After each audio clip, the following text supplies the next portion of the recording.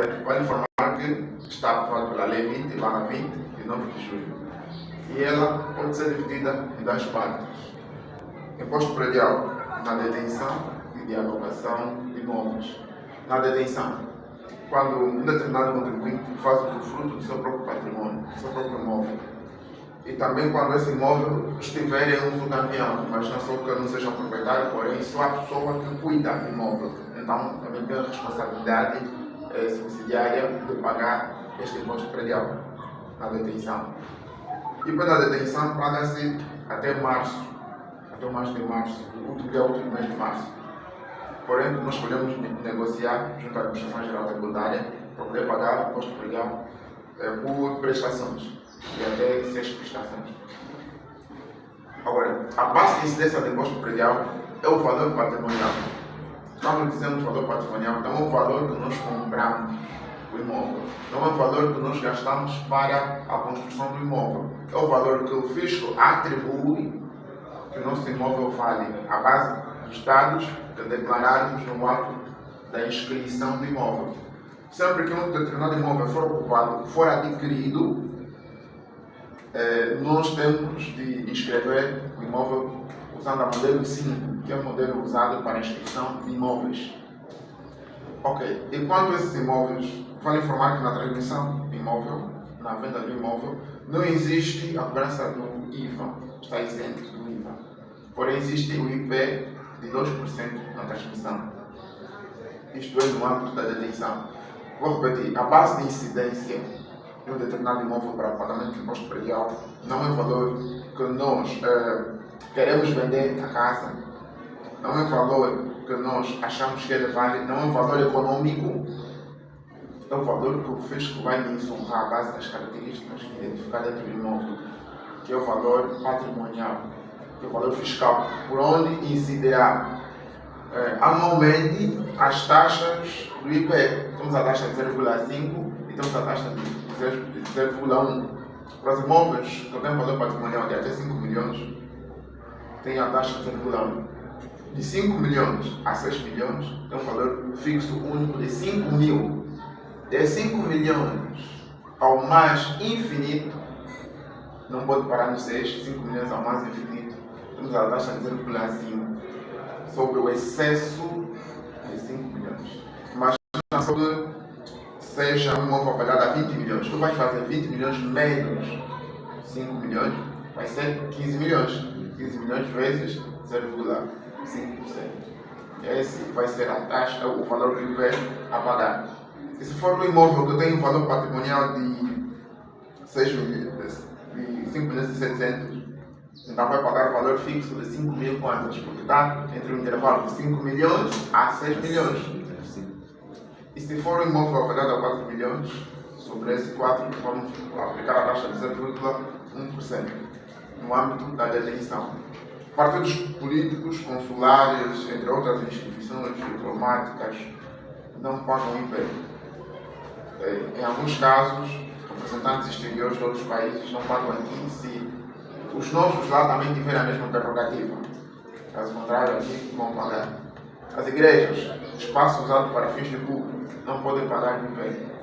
Mas se tiver dois espaços, um para fins de culto e outro para fins comercial, deverá pagar o IP. Mas não é só que se trata de uma instituição religiosa que é uma universidade. Eu não vou citar nome para não fazer publicidade. Então, espaço da universidade não é fins religiosos, não é destinado a culto. É fins comerciais, é fins lucrativos. Então, para aquele espaço deverá pagar o IP. Também temos isenção do IP em algumas casas de condições precárias. Chapas de zinco, casas de chapas de zinco, casas já degradadas de pau a pique também. Então, aquelas casas cuja estrutura que é só empurrar com um dedo que cai, não pode pagar o IP. Pelo contrário, pega o dinheiro do IP e remodela essa casa. Exatamente. Terreno usado para fins de agricultura, também não podem pagar o IP. Ou para fins de exploração rural, não só agricultura, também com pecuária, silvicultura, entre outras atividades que têm a ver com exploração rural, não pode pagar o imposto predial. Mas se tiver 12 espaços destinados à exploração rural, paga, outros não pagam. E outra ainda, agora vamos falar sobre a alocação. Como estiver na venda. A taxa é de 25% sobre 60%. Essa é a taxa do imposto predial. 25% sobre 60%. Depois é só consultar no artigo 14º para poderem ver isso. Alguns dizem no IP 15%, sim, 15% sobre o valor total, mas a lei não diz 15%. A lei fala 25%. Pega só 100 mil o valor da renda, se for 100 mil, vezes 60%, vai dar 70 mil, vezes 25%, vai dar 15 mil. Então, a base de incidência é 60%. É a mesma coisa que eu pagar 100 mil vezes 15%. Então, por isso que alguns dizem que a taxa do IVA é 15%.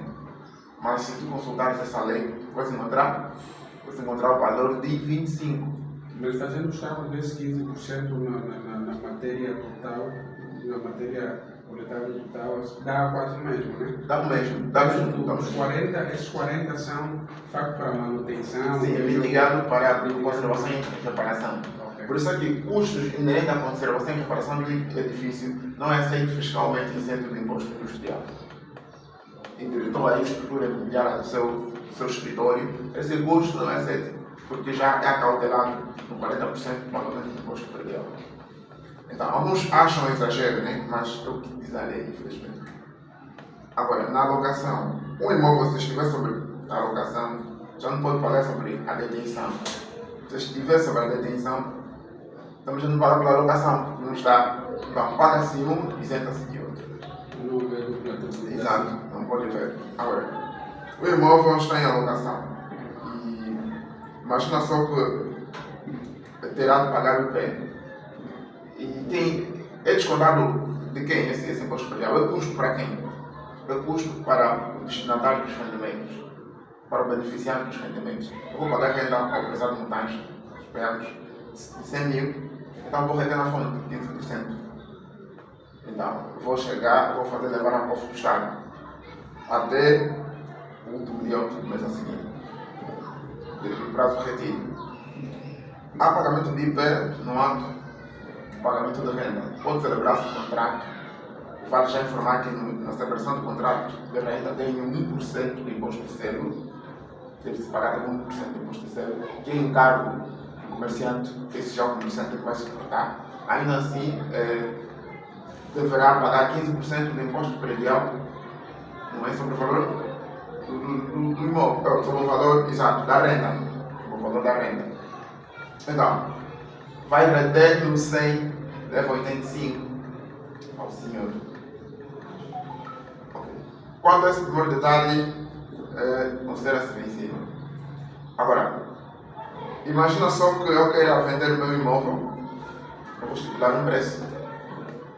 Aí sim, o 2% da transmissão vai incidir sobre o valor da venda. O pagamento sobre a detenção incide sobre o valor que a AGT mensurra.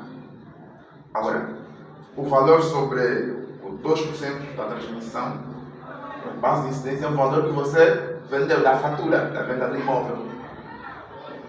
Imagina que o imóvel seja 1 milhão, mais 2%. Quem suporta? É o adquirente.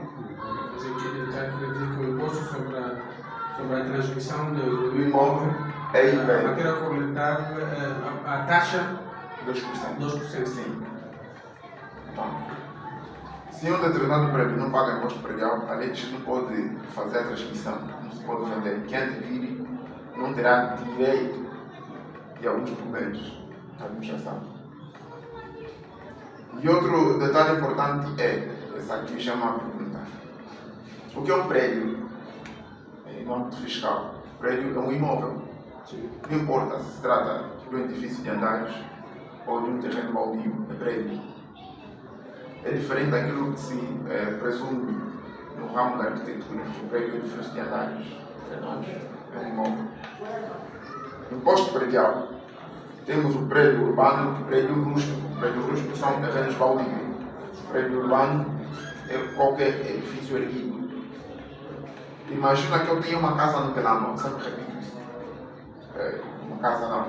Imagina que eu tenha um terreno no Telamba e uma casa no Mita. Qual deles é prédio urbano, qual deles é prédio rústico? O mesmo pode acontecer com Mutamba. Tem um terreno na Mutamba que tem uma casa nos anos 50 mil, ou se nos anos 8 milhões. 8 mil. Lá mesmo, na zona recôndita. Qual é o prédio urbano, qual é o prédio rústico?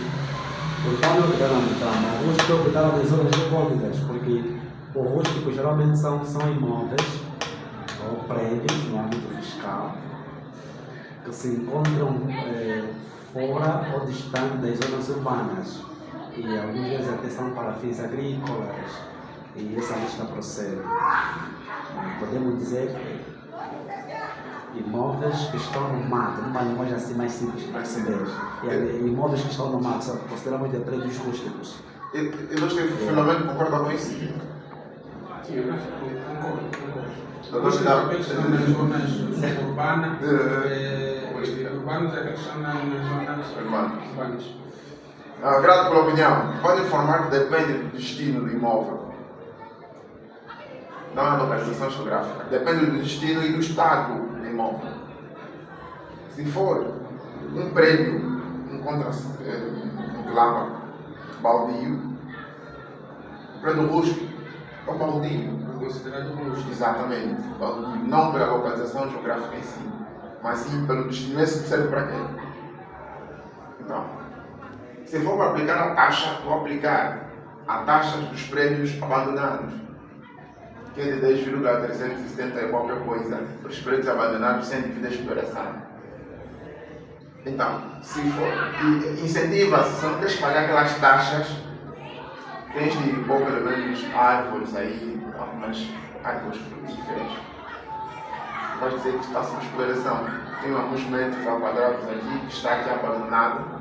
Se for para a construção, vou pagar a taxa de 0,6% sobre o valor do patrimônio. Já se sabe que destina-se à construção. Então, para fins urbanas, destina-se à construção. Ok. Então, se não está a se construir, esse já vai perder o seu foco total. Se usar, por exemplo, para a exploração de atividades rurais, silvicultura, suinicultura, cultura de gado, boi, a casa onde o pastor vai dormir para cuidar das ovelhas, aquele mesmo já prédio tem a devida exploração agrícola, não prédio rústico, não é? A sua atividade. Agora, prédio urbano, casa bem erguida para fins urbanos, não importa a localização geográfica. Então, não importa a localização geográfica. Tem um terreno baldio na Mutamba e uma casa nos anos 8 mil em condições. Aquele é o prédio urbano para fins de habitação, para fins próprios. Agora, penso que o orçamento hoje é em 2025 fala exatamente sobre Pode cortar. o IP